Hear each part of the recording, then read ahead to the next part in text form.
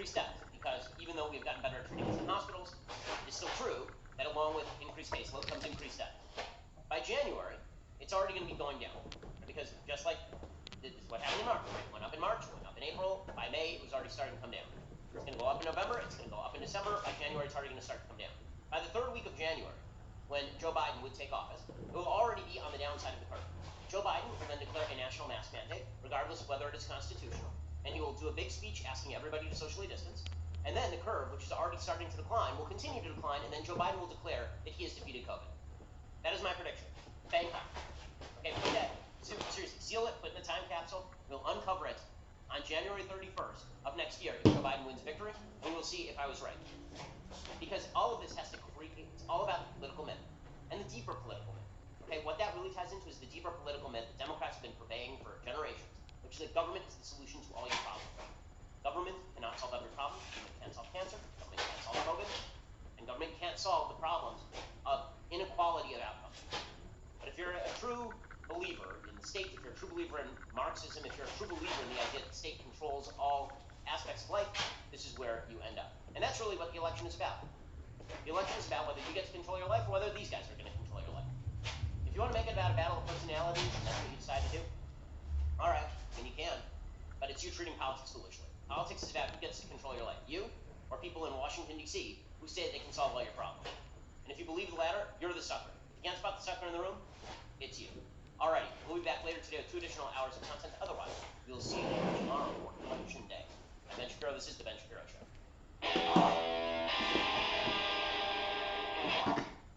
The Ben Shapiro Show is produced by Colton Haas. Executive producer Jeremy Boring. Our supervising producers are Mathis Glover and Robert Sterling. Production manager Pavel Lydowski. Our associate producers are Nick Sheehan and Rebecca Doyle. The show is edited by Adam Syed. Audio is mixed by Mike Coromino. Hair and makeup is by Nika Geneva. The Ben Shapiro Show is a Daily Wire production. Copyright Daily Wire 2020. Poland bans abortions. Muslims murder Christians in France. And the Biden-Harris campaign embraces socialism. Check it out on the Michael Knowles Show.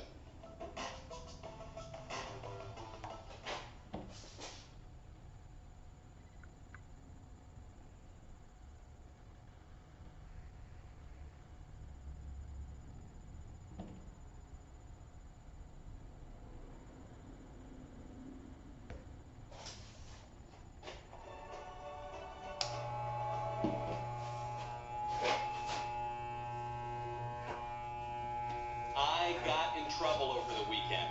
Oh, was I in trouble? Because I tweeted out, I said that it is not permissible for Christians to vote for Joe Biden. The tweet went viral.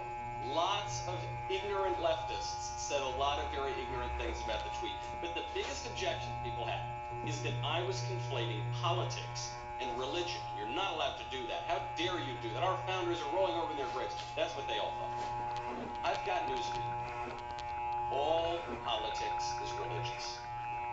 The way you vote says a lot about how you view yourself, how you view your place in the world, how you view your place in the world to come, and the consequences could last a lot longer than 4 years. I'm Michael Knowles. This is the Michael Knowles Show.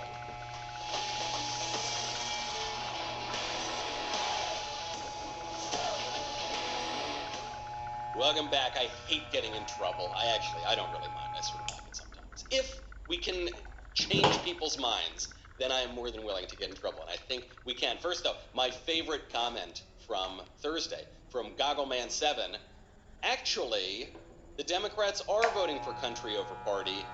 They're voting for China. That's true. They're not voting for our country over the party, but they might be voting for another country over that party. You know, this is going to be a crazy, crazy week. Obviously, the biggest political night of every 4 years is happening tomorrow night. And somehow, by the way, I feel rested. I don't know how. I mean, this is the craziest, most stressful time. You know, the Daily Wire is moving to Nashville. Somehow I feel rested. I feel at peace. Is this because there's some greater kind of political peace in the world? No, it's because I have my pillow. That's why I feel good. Mike Lindell, you know Mike Lindell, a very important conservative and Christian voice. He's the inventor of My Pillow.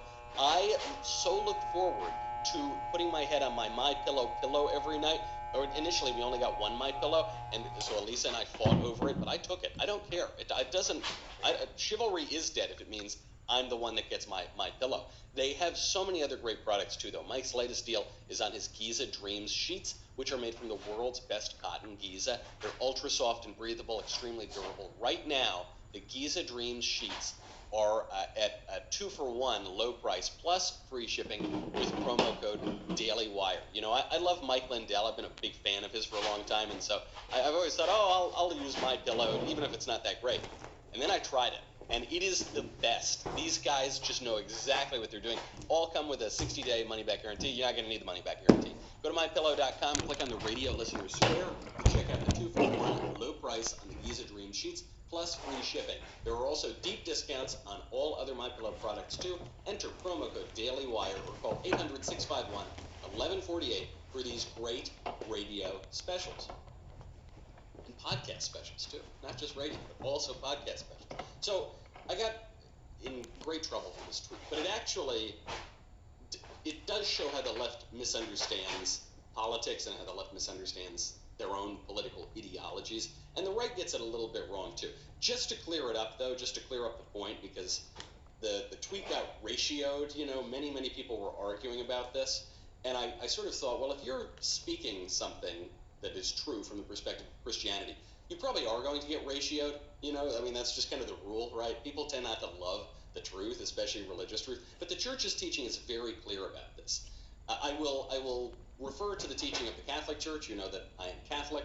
Catholic Church is the oldest church, but your mileage may vary if you are a member of a different denomination, but I bet it won't.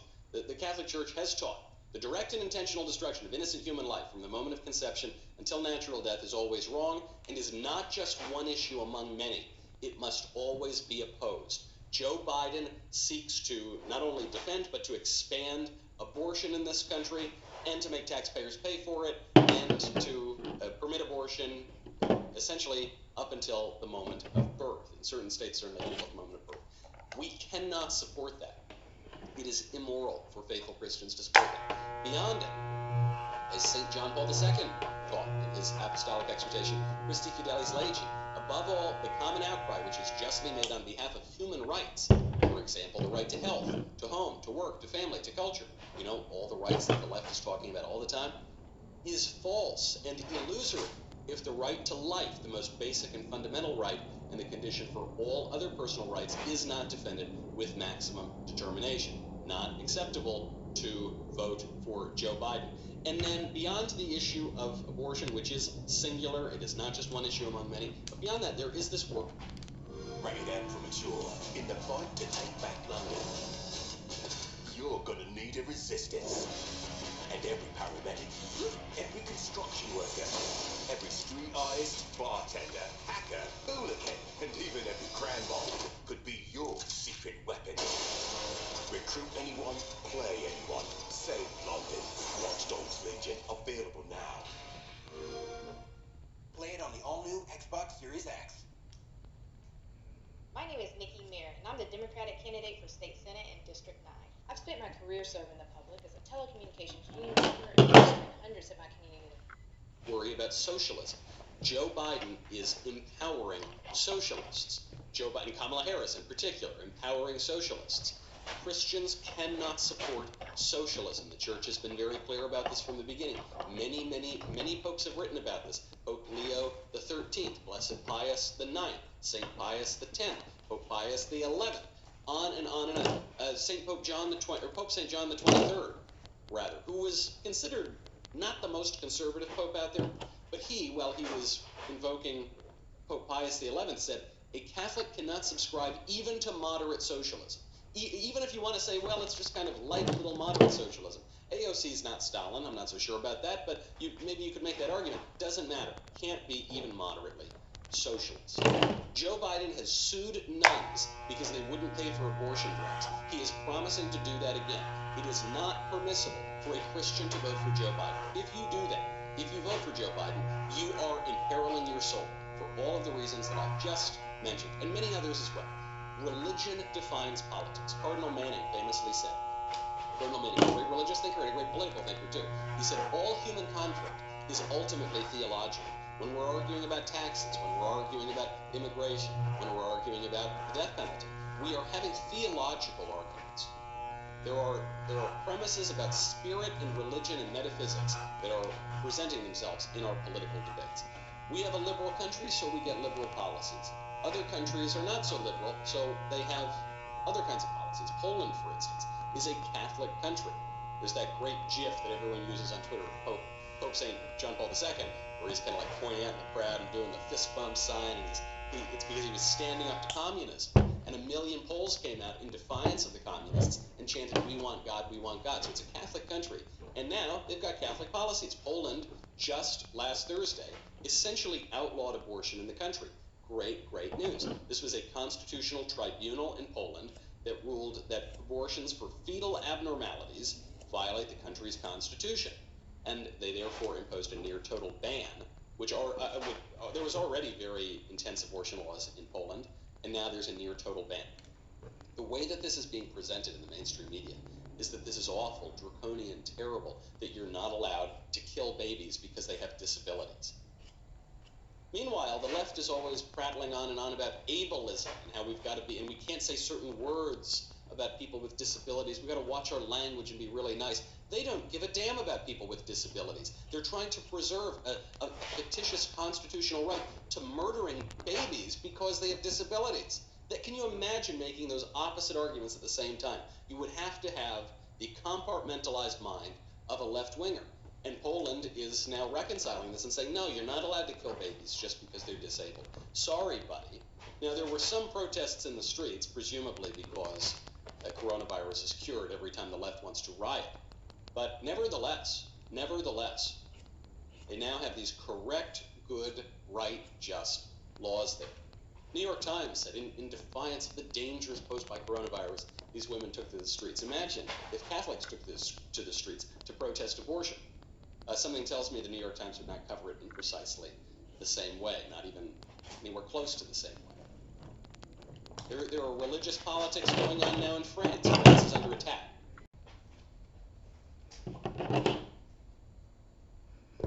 French regime was founded by killing priests and burning churches. The French Revolution, one of the worst events in the history of the world. That was the essence of the French Revolution was the de-Christianization of France. How did that turn out? Christianity remains persecuted in France today. There was a knife attack in Nice, France, in the Notre Dame Basilica. That's not Notre Dame like the church that was burned down for some unknown reason that we've never gotten the full story on how that church burned down. One of the most important churches in Western civilization. But that's not Notre Dame, that one. I'm talking about a Notre Dame Basilica in Nice. 2 people were killed, and a fatally wounded third woman was able to escape outside. She was a mother. Her name is Simone Barreto Silva. She was stabbed several times. She made it outside and told the rescuers, "Tell my children I love them," before she died of her wounds. Heartbreaking scenes in France. Many other attacks have been going on churches as well. This is the 3rd terror attack on French soil this month. Who's the attacker? 21-year-old newly arrived Muslim migrant from Tunisia, who is in critical condition after the police shot him. And I suppose it's good that he's still alive for now to get information about the attack.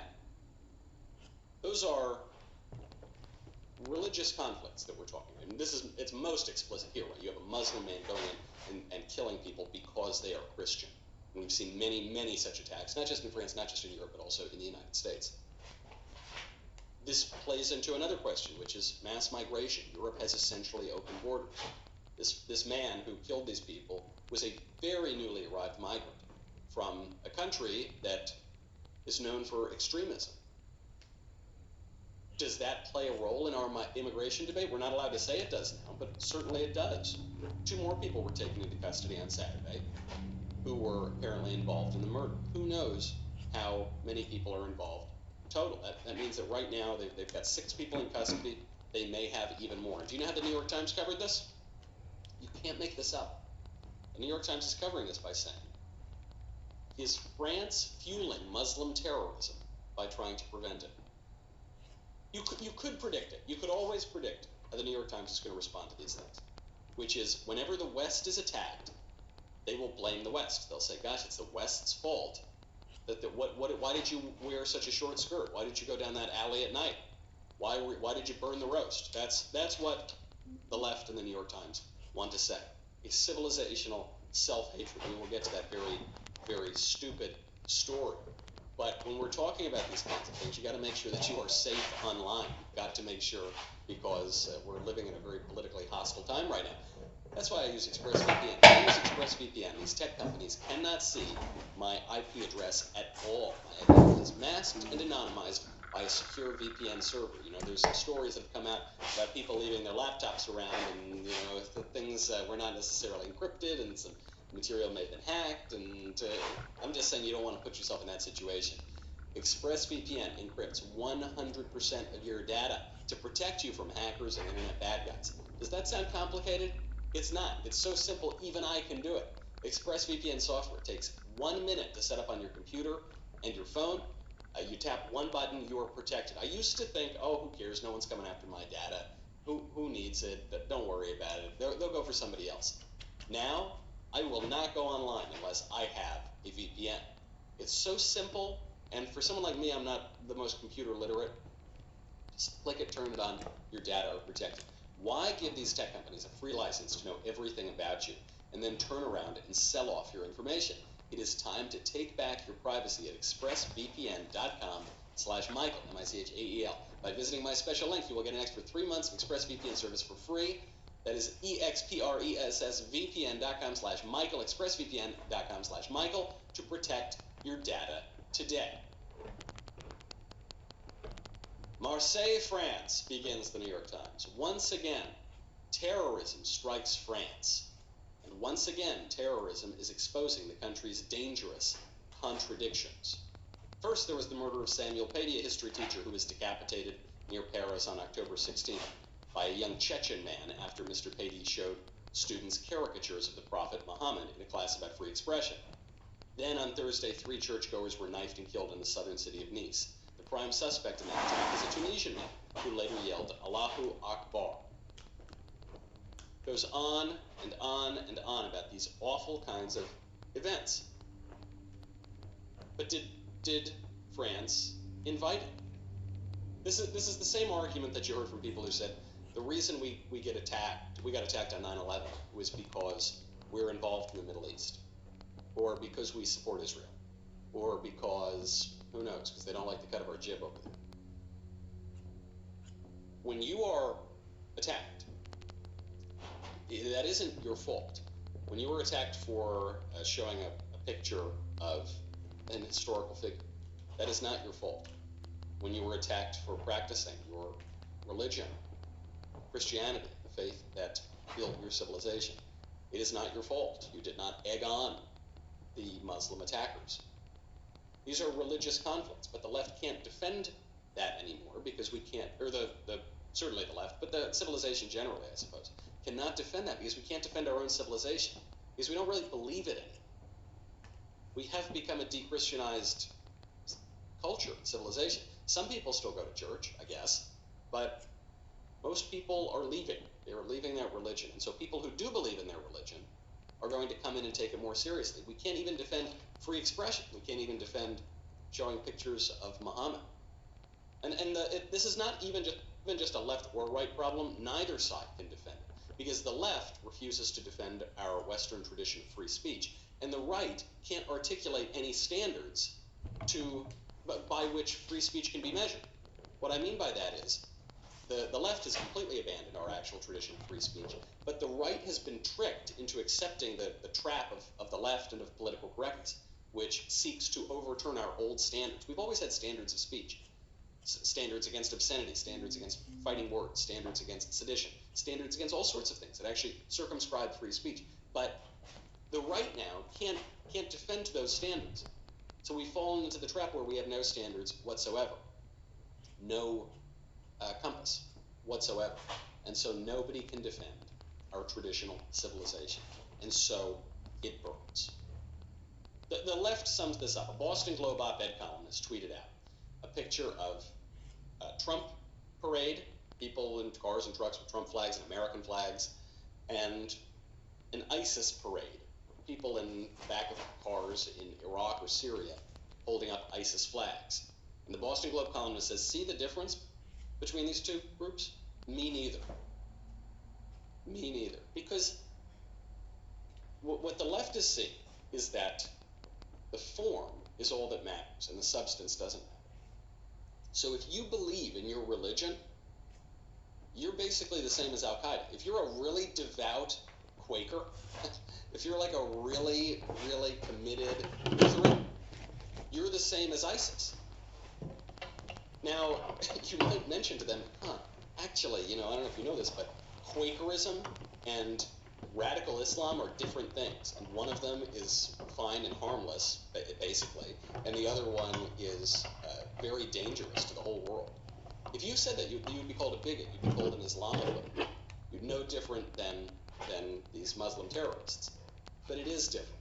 It is different. The devil is in the details here. There are differences. Now, we are told if you wave an American flag and if you wave an ISIS flag, it's the same thing. They really believe that. And what the left doesn't understand is that belief, that point of view, is essentially a religious point of view. It's just a different kind of religion. It's the religion of secular liberalism, which is the most jealous god of all, perhaps, because it doesn't even acknowledge that there are other religions in the world. And the Democratic Party, the mainstream of the Democratic Party, is totally captured by this now. The people have been saying, well, Joe Biden, he's kind of a moderate. Kamala Harris, she doesn't believe in anything, right? She's kind of a moderate. I don't think they believe in anything deeply, but they have, because they lick their index finger and put it up in the air and figure out which way the wind blows, they have picked a side. They've picked the side of radicalism, of socialism, of out-and-out communism, it would seem. Kamala Harris, through the Biden-Harris campaign, put out an ad over the weekend describing the difference, as she says, between equality and equity. She could not have gone further to the left-wing extreme. So there's a big difference between equality and equity. Equality suggests, everyone should get the same amount. The problem with that, not everybody's starting out from the same place. So if we're all getting the same amount, but you started out back there and I started out over here, we can get the same amount, but you still don't be that far back behind me. It's about giving people the resources and the support they need so that everyone can be on equal footing and then compete on equal footing. Equitable treatment. We all end up at the same place.